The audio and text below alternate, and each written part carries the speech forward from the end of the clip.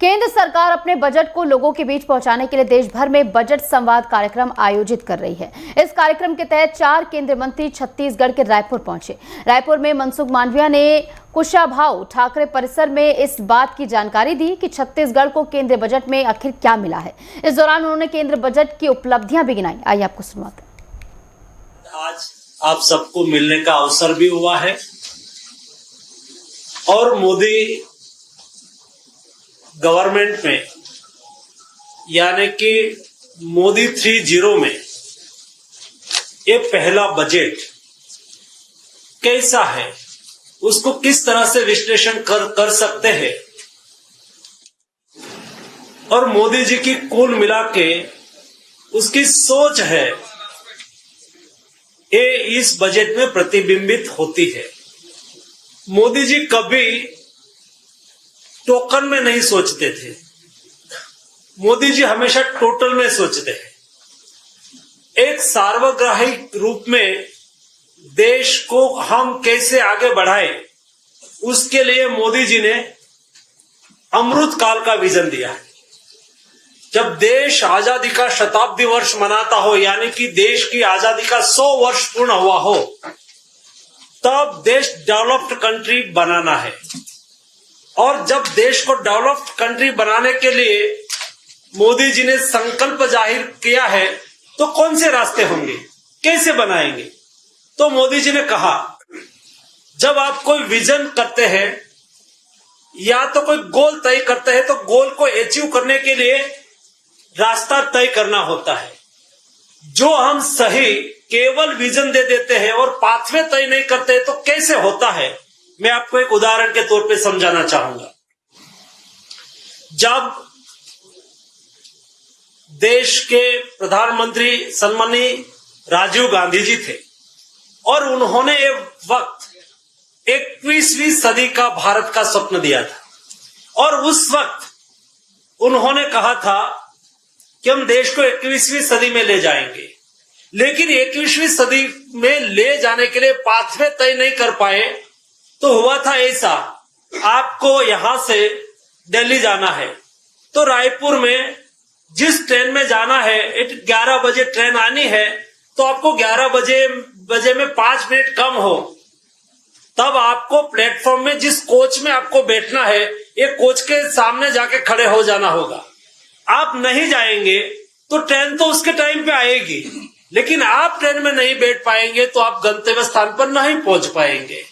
और इसलिए उस वक्त 21वीं सदी का नारा लगा, लेकिन 21वीं सदी की ट्रेन तो टाइम पे प्लेटफॉर्म पर आ गई थी, लेकिन आप टाइम पे वहां नहीं पहुंच पाए थे और हम उस वक्त का नारा रह गया। मोदी जी ने कहा कि हम 2047 में देश को डेवलप्ड कंट्री बनाएंगे। उसके साथ मोदी जी ने विजन दिया कि हमें देश में 4 जाति के लिए अहम काम करने की आवश्यकता है और हम करेंगे, तब जाके देश डेवलप्ड कंट्री बनेगा। कौन सी? तो मोदी जी ने कहा गरीब, अन्नदाता, महिला और युवा, ये 4 जाति का विकास होना चाहिए। ये 4 क्षेत्र में जो देश में उसका सशक्तिकरण करा जाएगा, देश डेवलप्ड कंट्री में आगे बढ़ेगा। और उसको देखते हुए जब हम अमृत महोत्सव मना रहे थे और उसके बाद का जो भी बजट आया, ये बजट को आप अवलोकन करिए तो ये 4 क्षेत्र को आगे बढ़ाने के लिए अहम बजट में प्रावधान किए गए। तो अभी इस बजट में यानी कि 3.0 मोदी गवर्नमेंट के पहले बजट में विकसित भारत के स्वप्न को साकार करने के लिए 4 जाति का विकास के लिए 4 पिलर तय करा गया। और 4 पिलर क्या? इतना बड़ा देश है, देश की इमर्जिंग इकोनॉमी है, ये देश दुनिया का सबसे बड़ा युवा कंट्री है। यहाँ एवरेज आयु हमारी 28 ईयर्स है, दुनिया में कहां भी नहीं है। ये युवाओं को रोजगारी चाहिए, तो इस बजट में युवा और रोजगार दोनों, एम्प्लॉयमेंट और यूथ और एम्प्लॉयमेंट सेंट्रिक बजट है सारा। और यूथ को एम्प्लॉयमेंट तब मिलेगा जब उसको स्किलिंग हुआ हो, इसलिए स्किलिंग के लिए उसमें इस बजट में प्रावधान रखा गया है, व्यवस्था की गई है।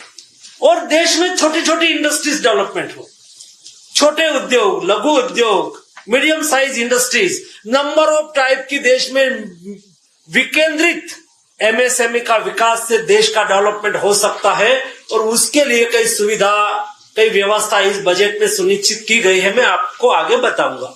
वैसे ये देश में मिडिल क्लास बढ़ रहा है। तो आपने देखा होगा जब देश आजाद हुआ तब देश में नारा था रोटी कपड़ा और मकान। ये नारा अभी पूरा हो गया। अभी रोड, पानी और लाइट, ये भी कई स्टेट में काम पूरा हो चुका है और सारे देश में व्यापक तौर पर हमें सुविधा उपलब्ध करानी है ताकि देश में मिडिल क्लास की आबादी बढ़े और मिडिल क्लास के जीवन धोरण सुनिश्चित हो और सुखमय हो। उसके लिए भी इस बजट में सुनिश्चितता की गई है और ये 4 पिलर पर काम करने के लिए मोदी जी ने इस बजट में 9 प्राथमिकता तय की और 9 प्राथमिकता पर कैसे कैसे काम करा जाएगा उसके बारे में मैं आपके सामने विषय रखूंगा तो उसमें क्लैरिटी आएगी। ये देश में किसान, खेती, तो किसानी में सुविधा हो, आपने देखा होगा ट्रेडिशनल वैसे समय के साथ हमें बदलना बहुत आवश्यक होता है और इसलिए किसान में और कोई भी पैसा जब किसानी में लगता है या तो किसान के पास आता है तो देश की सारी इकोनॉमी पर रिवर्स इफेक्ट होती है। फॉर एग्जांपल के तौर पे किसान सम्मान निधि से किसान के अकाउंट में 6,000 रुपया देने के लिए कार्य हो रहा है। जब किसान के जेब में एमएसपी में 50% एबव यानी कि उसकी जो लैंडिंग कॉस्ट है किसान की उससे 1.5 गुनी हम एमएसपी से उसका कमोडिटी को प्रोक्योर करते हैं। जो पैसा किसान के जेब में आया तो उसका फायदा यह होगा किसान के जेब में पैसा आया है, किसान खर्च करेगा, ट्रैक्टर लेके आएगा, इनपुट्स खरीदेंगे, सीड खरीदेंगे, अपनी जीवन जरूरी चीज खरीदेंगे, तो ये पैसा रिवर्स इकोनॉमी में बैक जाता है। तो जब गांव में लास्ट व्यक्ति तक, किसान तक पैसा पहुंचता है तो किसानी में उसके औजार चाहिए, किसान के लिए इनपुट चाहिए। बनाने वाली इंडस्ट्रीज कहाँ होती है? सामान्यतः वो शहर में होती है। तो पैसा रिवर्स होता है, इसलिए किसान की इनकम बढ़े बहुत आवश्यक है।